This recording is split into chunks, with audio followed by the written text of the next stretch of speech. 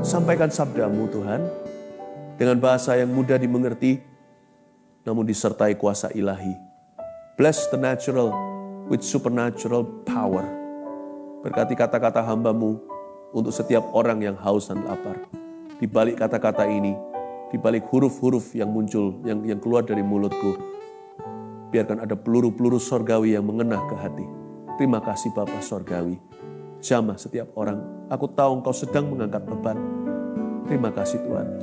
Saya merasakan seperti ada elus-elusan, saya nggak bisa jelaskan. Tetap tutup mata, tetap tutup mata.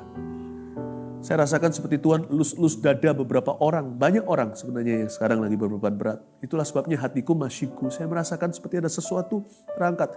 Don't stop praying, jangan berhenti doa sampai sesuatu rasanya terlepas. Bukan bergantung perasaan, tapi bergantung pada Tuhan.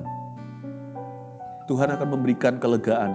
Saudara-saudaraku, Bapak, Ibu, Anda yang sedang mengalami keterpurukan, Anda tidak sendirian. God will give you word. He'll give you word. More than just word. He will touch you. Dia akan menjamahmu. Terima kasih Tuhan. Ku rasakan kasih-Mu nyata di sini. Layar pun bukanlah pemisah antar kami. Sampaikan firman-Mu. Dalam nama Yesus. Amin. Amin. Saya rasakan hadirat Tuhan nyata. Di satu titik tadi waktu lagi kita menyembah sama-sama, saya rasakan ada seperti Tuhan ngelus-ngelus dada saya. Saya tahu itu Tuhan ngelus-ngelus dada Anda sih, saya cuma hamba Tuhan perantara hari ini. Saya rasakan ada sesuatu terlepas, ada beban yang diangkat sama Tuhan. Good news, your miracle is on the way. Mujizatmu sedang dalam perjalanan. Seperti Daniel ya kan, dia kan 21 hari itu ditahan sama Prince of Persia, itu nama kuasa kegelapan saat itu. Raja Persia menahan malaikat yang datang ke Daniel untuk menjawab doa. 21 hari atau berapa minggu atau berapa bulan, kalau Tuhan berkata, your miracle is on the way, it's coming. And it will be beautiful in His time. Itu akan indah tepat pada waktunya.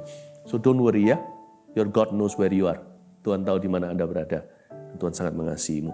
By the way, hari Minggu nanti, besok ini, akhir pekan ini saya akan sampaikan khotbah, judulnya pokok anggur dipotong atau dibersihkan. Jangan kelewatan ya. gms.church. Anda bisa streaming di situ, jangan salah alamat, gms.church.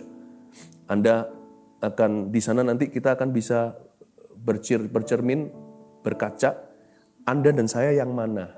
Tidak semua penderitaan itu dari setan. Kadang-kadang Tuhan izinkan untuk membuat kita jauh lebih sukses lain hari. Tapi juga tidak semua yang nampaknya atau rasanya seperti memikul salib itu salib beneran dari Tuhan. Kadang-kadang memang itu adalah hukuman. Nah, Anda dan saya yang mana? Yang kita alami pencobaan dan segalanya itu, kita ini dipotong atau dibersihkan. Dipotong itu untuk dibuang, dibersihkan itu untuk berbuah.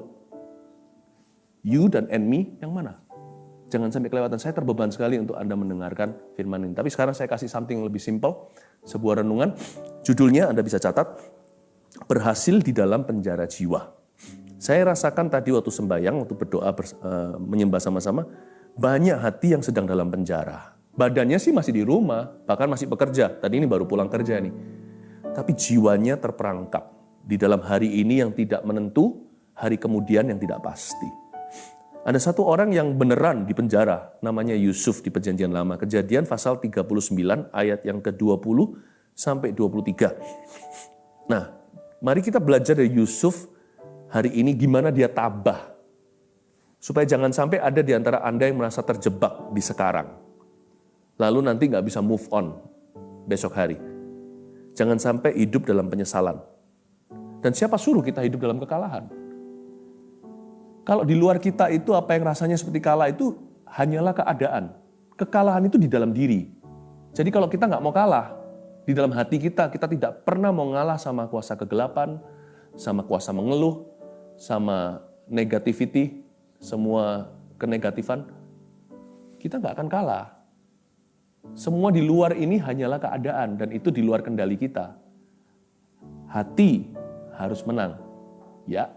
Dan kemenangan pun akan tiba. Nah, kita belajar dari Yusuf yang sangat malang loh. Orang ini kasihan, ini orang kayaknya kayak Yabes lebih early. Ya, kayak maksudnya Yabes di Perjanjian Lama juga seperti semacam Yabes nih, orang yang sebenarnya apes ya, yang diapes-apeskan sama orang lain, udah jatuh ketiban tangga ya. Orang ini udah masuk penjara, udah dibuang sama saudara-saudaranya, dijual ke saudagar, berakhir di rumah Potifar, masuk penjara lagi, lalu dilupakan nantinya setelah membantu orang, dilupa jasa.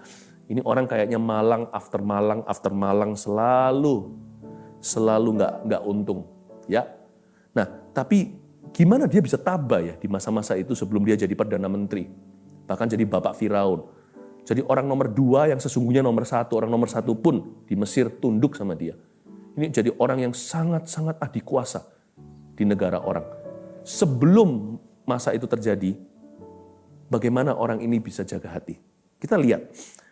Kejadian pasal 39 ayat 20, saya kasih judul berhasil dalam penjara jiwa. Saya ulang, berhasil dalam penjara jiwa.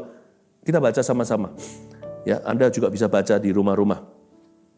Ayat 20-23, Kejadian 39 bunyinya, lalu Yusuf ditangkap oleh tuannya dan dimasukkan ke dalam penjara. Tempat tahanan-tahanan raja dikurung. Demikianlah Yusuf dipenjarakan di sana. Tetapi Tuhan menyertai Yusuf dan melimpahkan kasih setianya kepadanya dan membuat Yusuf kesayangan bagi kepala penjara itu. Sebab itu kepala penjara mempercayakan semua tahanan dalam penjara itu kepada Yusuf. Dan segala pekerjaan yang harus dilakukan di situ, dialah yang mengurusnya. Dan kepala penjara tidak mencampuri segala yang dipercayakannya kepada Yusuf karena Tuhan menyertai dia. Dan apa yang dikerjakannya dibuat Tuhan berhasil. Kita baca 1, 2, 3 kalimat terakhir. Dan apa yang dikerjakannya. 1, 2, 3. Dan apa yang dikerjakannya dibuat Tuhan berhasil. Berhasil di dalam penjara jiwa. Ayat 20, lalu Yusuf ditangkap oleh tuannya. Sudah jatuh ketiban tangga. Berapa tahun yang lampau sebelum hari itu terjadi, Yusuf ditangkap oleh saudara-saudaranya. Koko-kokonya loh. Lalu dibuang ke negeri orang. Sekarang ditangkap sama tuannya. Dimasukkan ke dalam penjara. Tempat tahanan-tahanan raja dikurung. Tahanan ya tahanan lah, mana ada tahanan raja, tahanan bukan. Tapi sebenarnya nggak peduli apakah Anda adalah raja kayu, raja besi, raja furniture, raja whatever. Kalau hati dalam penjara ya Anda adalah tahanan raja. Nggak peduli kalau apapun status pangkat Anda, berapa duit kita punya. Bahkan mungkin di dalam kita itu terperangkap roh mengeluh padahal di dalam tubuh yang sehat. Pokoknya nggak enak lah orang itu kalau di dalam bui.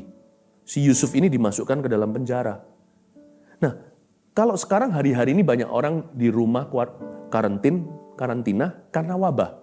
Kalau orang ini beneran di penjara, bukan karena wabah, tapi karena difitnah. Kok hatinya nggak terburu-buru ya? Kok hatinya nggak kepahitan? Kok nggak kecewa sama Tuhan? Karena dia nggak diberikan kesempatan untuk sebuah trial atau untuk sebuah pengadilan. Harusnya kan dia diberi kesempatan untuk membela dirinya, menjelaskan kejadian yang terjadi. Karena dia difitnah, mau memperkosa istri tuannya. Si Nyonya Potifar. Jadi semua orang di luaran sana udah gosipnya nggak enak tentang Yusuf. Tapi kenapa dia nggak bela diri? Kenapa nggak ada press conference? Mungkin karena zaman itu belum ada human rights. Tapi juga harusnya kan dia bisa ya. Gosip lawan gosip gitu. Mungkin dia bisa juga reply atau gimana. Dia juga bisa respon nih. Dia pasti boleh reaksi dong, beritahu. Tolong nggak benar tuh. Mungkin dia bisa teriak-teriak di penjara. Enggak, aku nggak pernah buat itu. Fitnah. Aku tidak bersalah. Innocent. Tapi nggak ada cerita Yusuf ngotot begitu, nggak ada. Kok bisa ya hatinya tenang? Kalau kita kan karena keadaan. Hari ini kita itu dilimit atau dibatasi. Tapi kalau orang ini difitnah, kok bisa dia tenang? Kok bisa dia? Karena dia tahu bahwa karena Yusuf ini tahu, pertama-tama dia punya hubungan dengan Tuhan itu mapan, aman. Dia tahu siapa yang dia percayai. Dan dia juga tahu dia hanya punya, penontonnya hanya satu, yaitu Tuhannya di Perjanjian Lama. Bapak, Ibu, Saudara, mari kita persempit dunia kita. Fix your eyes upon Jesus. Yang lainnya itu hanya debu tanah. Termasuk saya. Suatu hari debu kembali kepada debu, tanah kembali menjadi tanah. Kita semua ini manusia. hanyalah otak yang keliaran di dalam raga.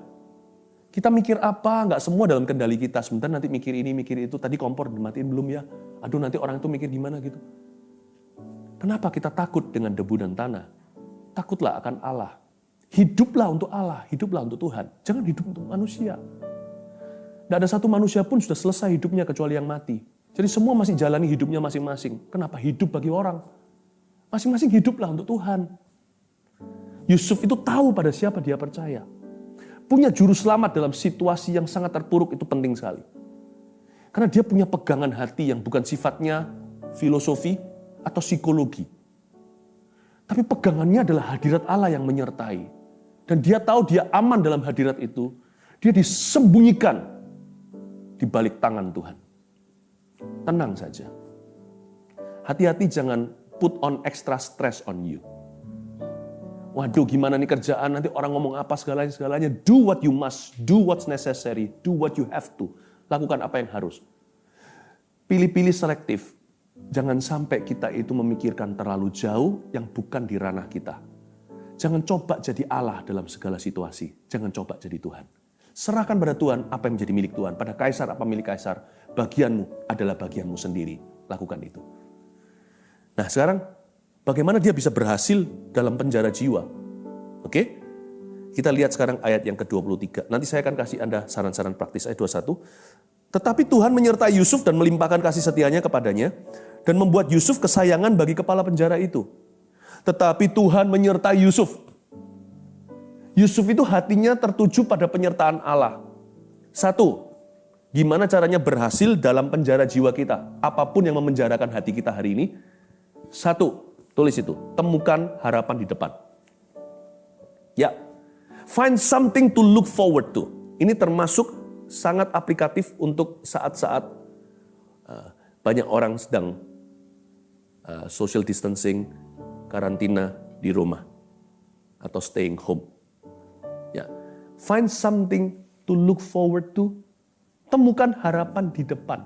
Bayangin jadi Yusuf, pagi seperti malam, malam seperti pagi, dia ini dalam penjara super ketat, tahanan raja. Mungkin bahkan di dungeon atau di bawah tanah. Dia nggak bisa lihat matahari, mungkin dia perlu gulung-gulung tisu, nggak ada tisu zaman itu ya, mungkin gulung sesuatu untuk hari satu, hari kedua, mungkin dari celah temboknya kelihatan sedikit tembus sinar matahari, cuma satu line saja, oh hari ini sudah pagi, besok pagi lagi. Gimana nggak gila? Tiap hari lihat kiri kanan bukan cemara, kanan kiri lihat hanya tembok saja. Dan dia tahu, harusnya gelisah di luar sana orang ngomong apa tentang dia ya, gimana nasibnya, gimana karirnya, gimana keluarganya, dan sebagainya. Temukan harapan di depan. Always find something to look forward to. Saya yakin Yusuf pasti begini, besok pagi aku olahraga lagi. Karena inmates atau tahanan itu selalu dikasih kesempatan untuk olahraganya supaya jangan sakit dan jadi beban buat negara. Dia pikir, nanti saya mau olahraga. Find something simple to look forward to. Cari sesuatu yang bisa Anda sukai, yang jadikan harapan yang paling dekat di depan. Kalau saya ya, terus terang hari-hari seperti masa-masa pandemi seperti ini, Rabu dan Sabtu. Itu adalah favorite days, hari-hari favorit saya. Gimana saya jadikan itu harapan saya di depan. I look forward to meeting you. Lewat live seperti ini, lewat online begini, to bless somebody, untuk memberkati seseorang. Untuk jadi berkat, untuk jadi jawaban. Rabu, Sabtu, dan 2030. Pikiran saya terus tertuju ke situ. Ya, mau merintis gereja-gereja dan pengembalaan-pengembalaan yang sehat, yang bisa memulihkan keluarga-keluarga, individu-individu, yang bisa mendidik anak kecil dalam takut akan Tuhan, anak muda dalam visi penglihatan yang Allah akan berikan dalam kehidupan mereka, dan orang-orang tua untuk bisa memulihkan mimpi mereka. Saya look forward ke 2030, di mana nanti kita akan, setelah nanti tahun-tahun itu lebih banyak lagi pengembalaan yang sudah jadi. Di kota-kota yang sunyi, di situ ada kebangunan rohani karena kami. Jadi bagi saya ya, temukan harapan di depan itu Rabu, Sabtu, dan 2030 di masa-masa pandemi. How about you? How about you? Coba pikirkan, something to look forward to. Jadi jangan bengong tiap hari, nothing to do. Ya. Yang kedua, Ayat yang ke-22. Sebab itu kepala penjara mempercayakan semua tahanan dalam penjara itu kepada Yusuf. Yusuf dapat pekerjaan baru. Semua tahanan dipercayakan. Dan segala pekerjaan yang harus dilakukan di situ, dialah yang mengurusnya. Yusuf ini pindah-pindah pekerjaan. Awal-awal sih dia bantu papa mamanya. Ya kan? Mungkin dia sekali-kali jaga domba, jadi boleh dikatakan dia juga seorang peternak. Atau petani mungkin, zaman-zaman agrikultur waktu itu. Lalu setelah itu dia dijual ke saudagar. Mungkin di saudagar di rumah Potifar, dia sangat dipercayakan, dia adalah staf kesayangan, dipercayakan seluruh rumah tangganya, Potifar nggak perlu ngatur sama sekali. Mungkin dia ada pembukuan, organisasi dan sebagainya. Sekarang dia jadi chaplain di penjara, atau jadi hamba Tuhan di sana, atau jadi tangan kanan kepala penjara itu. Yusuf ini pindah-pindah pekerjaan. Menyesuaikan keadaan, kondisi keadaan. Tapi nggak pernah kita dengar sekalipun dia mengeluh. Nomor 2, bagaimana berhasil dalam penjara jiwa. Kalau nomor 1, temukan harapan di depan. Find something to look forward to. Yang kedua, cintailah pekerjaanmu. Love what you do. If you no longer can do what you love, just in case, jaga-jaga kalau di sini ada orang yang sudah kena PHK. Oh, but I love my job. Aku suka loh pekerjaanku. I know, aku tahu. Turut empati. Percaya mujizat pasti akan terjadi nanti. Kalau Anda kehilangan pekerjaan yang Anda cintai, Anda tidak kehilangan tangan kan? Tanganku tetap bisa bekerja untuk Tuhan. Mulutku puji namanya. Kakiku berjalan cari jiwa. Upahku besar di sorga. You always can find something to do. Your hands can always find something that it can do. Kalau Anda kehilangan pekerjaan yang Anda cintai, selama Anda tidak kehilangan tangan, kaki Anda, hilang tangan kaki aja masih bisa jadi kesaksian kok. Cintailah pekerjaanmu atau cintailah perbuatanmu. If you cannot do what you love, then just love what you do. Kalau Anda tidak bisa mencintai, tidak bisa mengerjakan apa yang Anda cintai, dan cintai apapun yang Anda kerjakan hari ini. Belajar untuk mencintai itu. Find new passions. Yang dulu rasanya hal-hal yang nggak seberapa, sekarang jadi kesukaan Anda. Dulu nggak suka doa. Wah, sibuk sendiri, selalu ada ekor dan sayapnya. Ada ekor, nggak kelihatan ekornya maksudnya, nggak ada kelihatan ekornya dan selalu ada sayapnya. Selalu terbang ke sini sana, lalu pergi aja dengan teman-teman. Jadikan doa kesukaan Anda. Jadikan mungkin hal-hal yang lebih sederhana, apapun itu. Love what you do. Yusuf, segala pekerjaan dilakukan di situ, dia yang mengurusnya. Dia dipercayakan semua tahanan. Dari seorang di pembukuan organisasi, sekarang kosek-kosek WC di penjaranya. Sekarang dia memperbaiki menu makanannya dan sebagainya. Dia atur jam olahraga. Beda-beda. Boleh silih berganti. Tapi hati tetap bersuka cita. Apapun yang Tuhan percayakan hari ini. Sedikit atau banyak, tetap bergembiralah. Yang ketiga, yang terakhir. Dan kepala penjara tidak mencampuri segala yang dipercayakannya kepada Yusuf karena Tuhan menyertai dia. Dan apa yang dikerjakannya dibuat Tuhan berhasil. Lalu ada pasal 40 di Alkitab kita, ada judulnya Mimpi Juru Minuman dan Juru Roti. Ada sesuatu terjadi di penjara saat itu. Ada 2 orang yang dipenjarakan oleh raja, juru minuman dan juru roti. Ya, juru minuman dan juru roti ini sama-sama punya mimpi. Datang ke Yusuf, bisa kalau Anda baca, tidak usah kita baca sekarang ceritanya, pasal 40, waktu mereka cerita, Yusuf tuh sungguh-sungguh loh. Dia sungguh-sungguh membahasnya. Dia sungguh-sungguh menjelaskan. Dia sungguh-sungguh mendengarkan dulu. Dia sungguh-sungguh berdoa, minta hikmat Tuhan. Dia sungguh-sungguh melayani mereka. Yusuf itu melakukan segala sesuatu itu selalu dengan kasih. Yang ketiga, bagaimana berhasil dalam penjara jiwa. Jika yang pertama, temukan harapan di depan. Kedua, cintailah pekerjaanmu. Ketiga, cintailah orang-orang di sekelilingmu. Love the people around you. Not only love what you do, love the people around you. Karena kasih itu gak pernah gagal. Belajar dari Yusuf tuh, di penjara, semua orang dilayani. Saya yakin, banyak orang di penjara itu, jikalau bukan semua tahanan, sangat suka dengan Yusuf. Kalau sampai ada yang gak suka, itu pasti bukan karena salah Yusuf, itu karena mereka iri hati. Kok Yusuf dapat perlakuan seperti ini? Ya jangan iri dong, dia bisa dipercaya. Coba kunci di tangannya orang itu. Pasti lari, dia kabur dari penjara. Yusuf sungguh-sungguh tata penjara itu seperti pekerjaan impiannya. Padahal itu hanya transit doang. Dia berharap segera keluar. Gak ada namanya transit dalam diri orang percaya. yang ada penempatan. Dimanapun Allah menempatkanmu, enjoy it. Penjara pun, enjoy it. Jangan sampai merasa hatinya di penjara. Yusuf cuma fisiknya di penjara, hatinya merdeka. Makanya dia bisa dipercaya. Dia bisa atur semua tahanan. Bisa rapi tuh, Bui. Nggak ada kerusuhan. Lalu mungkin ya ada persekutuan doa. Doa siapa tahu ya kan. Dia kalau kerja itu nggak cuma 1 mil. Dia mil kedua pun jalani. Yusuf itu nggak pernah setengah hati. Dia selalu excellent dalam segala sesuatu. He put his heart and his mind into whatever he does. Apapun yang dia lakukan, dia taruh hati. Dia kasih hati, kasih pikiran di situ. Ya, tapi lebih dari itu yang membuat saya kagum adalah yang membuat dia keluar dari penjara justru akhirnya adalah manusia. Bukan karena prestasinya. Bukan performa. Ada 2 orang juru tadi, minuman dan juru roti.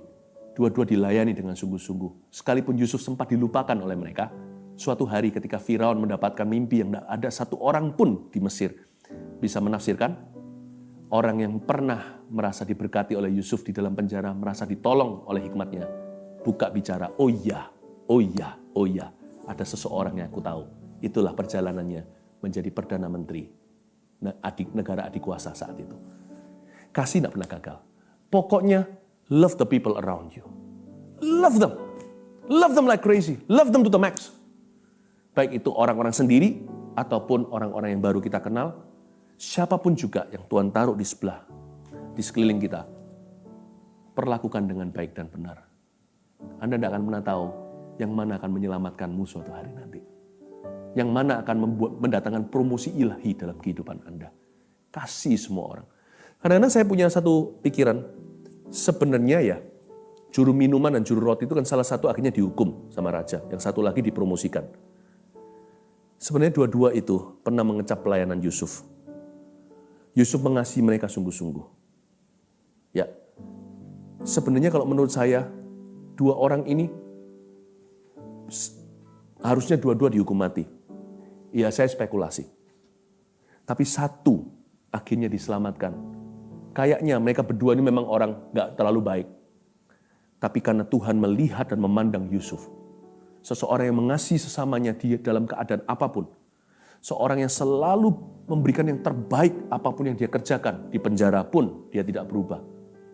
Seorang yang selalu punya harapan dalam Tuhan. Maka Tuhan mungkinkah mengamankan salah satunya untuk jadi kartu monopoli keluar penjara buat Yusuf saat itu.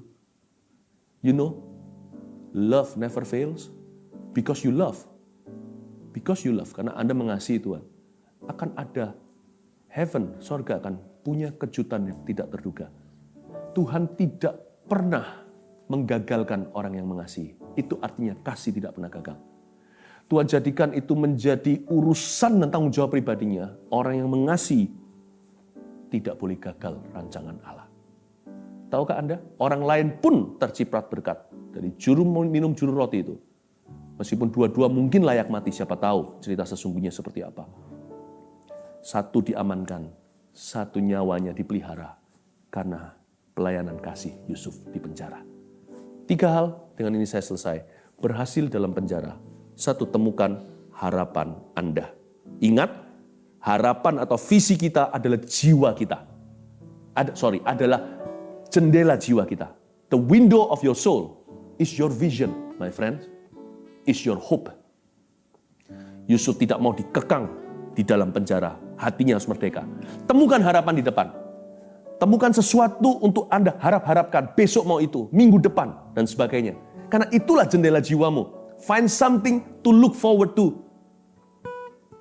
Yang kedua, love what you do. Cintailah pekerjaanmu. If you don't do what you love. Ketiga, love the people around you. Cintai orang-orang di sekelilingmu. 3 hal ini kita ingat, kita lakukan, kita hayati, kita hidupi. Niscaya, pastilah kita akan berbuah-buah dalam segala keadaan dan berhasil sekalipun dalam penjara keadaan. God bless you. Jesus loves you. Mari kita sama-sama menghampiri tata Tuhan sekali lagi. Haleluya. Tuhan, ajarku menghargai waktumu. Ajarku berdiam diri di hadapan hadirat-Mu, menantikan pertolongan, kelepasan damai sejahtera-Mu.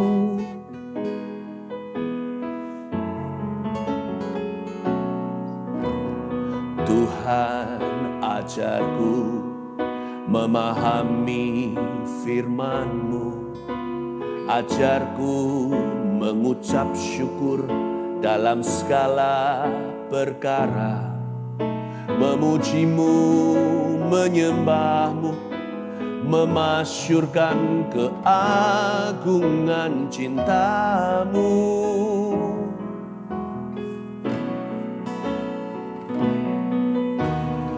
Hai jiwaku, pujilah Tuhan, tenang teduh dalam kasih-Nya Tuhan. Hai jiwaku, pujilah Tuhan, percayalah semua indah pada waktunya.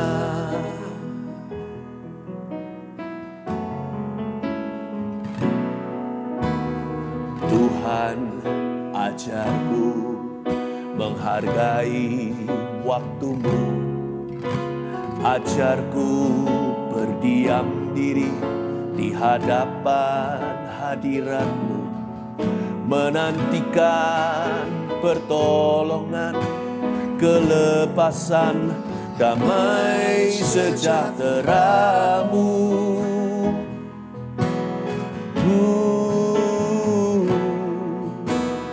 Tuhan, ajarku memahami firman-Mu, ajarku mengucap syukur dalam segala perkara, memuji-Mu, menyembah-Mu, memasyurkan keagungan cinta-Mu. Oh, hai jiwaku, pujilah Tuhan, tenang teduh dalam kasih-Nya Tuhan. Hai jiwaku, pujilah Tuhan, percayalah semua indah pada waktunya. Tuhan, ajarku memahami firman-Mu. Tuhan, ajarku memahami firman-Mu, ajarku mengucap syukur dalam segala perkara, memuji-Mu, menyembah-Mu, memasyurkan keagungan cinta-Mu.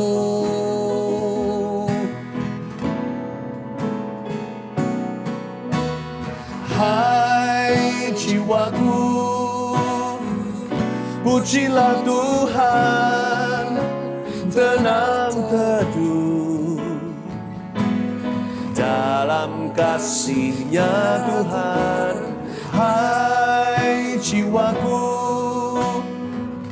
pujilah Tuhan, percayalah semua indah pada waktunya. Hai jiwaku, pujilah Tuhan, tenang teduh dalam kasih-Nya Tuhan. Hai jiwaku,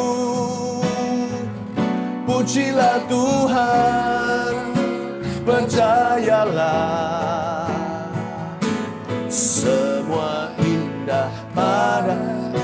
Mari kita belajar memerintahkan kepada jiwa kita sendiri untuk memuji Tuhan. Semua akan indah pada waktunya, percayalah. Sama-sama katakan, hai jiwaku, pujilah Tuhan, tenang teduh dalam kasih-Nya Tuhan.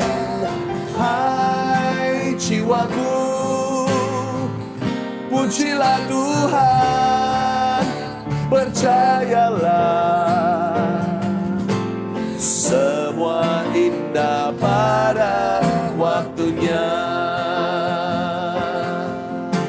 Semua indah pada waktunya.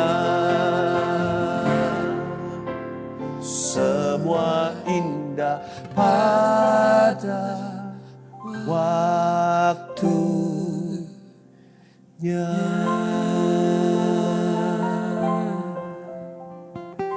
Mari kita mengangkat tangan kita. Saya sekali lagi mau berdoa untuk memberkati Anda sekalian. Tuhan, berkati setiap hati dengan harapan ke depan. Baik itu harapan ke depan berapa hari, atau berapa jam, atau berapa minggu dan bulan. Tuhan, hamba berdoa, Kau memberikan short term vision, visi jangka pendek. Kau perbaharui hati, berikan visi jangka panjang pula. Terima kasih Tuhan, jangan ada satupun hati setelah doa bersama ini yang masih tetap hampa. Kau isi dengan visi. Kau bisikkan malam ini, Kau berikan mimpi yang bukan hanya mimpi indah, mimpi yang dahsyat pula dari Tuhan. Kalau bukan yang dahsyat, tentunya itu bukan Tuhan. Karena Tuhan kita, Tuhan yang hebat. Tuhan kasih mimpi yang demikian. Dan berkati ya Tuhan Yesus setiap hati, increase, tingkatkan rasa cinta dengan apapun yang mereka buat. Asal hal itu bukan dosa, sesuatu yang baik dan benar, itu dari Tuhan. Setiap hal-hal yang positif itu dari Allah datangnya. Biarkan mereka belajar mencintai kami semuanya Tuhan. Increase that love for what we do. Untuk apa yang kami kerjakan dan lakukan, tambahkan cinta ya Tuhan Yesus. Dan juga Kau berdoa supaya setiap hati Kau penuhi dengan kasih untuk mengasihi sesama lebih lagi, khususnya orang-orang yang ada di sebelahnya. Terima kasih Bapa Sorgawi, berkati malam ini menjadi malam yang sangat teduh. Sebelum kami semua tidur juga, supaya kami bisa mencium wajah Tuhan dengan rasa syukur di hati kami. Terpujilah nama Tuhan Yesus, dalam nama Yesus. Haleluya. Amin. Puji Tuhan. I look forward to meeting you again next time. God bless you. Dan tetap semangat di dalam Tuhan. Jangan ada yang patah semangat, jangan ada yang putus asa ya. Tuhan mencintai Anda semuanya. Let's give thanks to the Lord. Haleluya.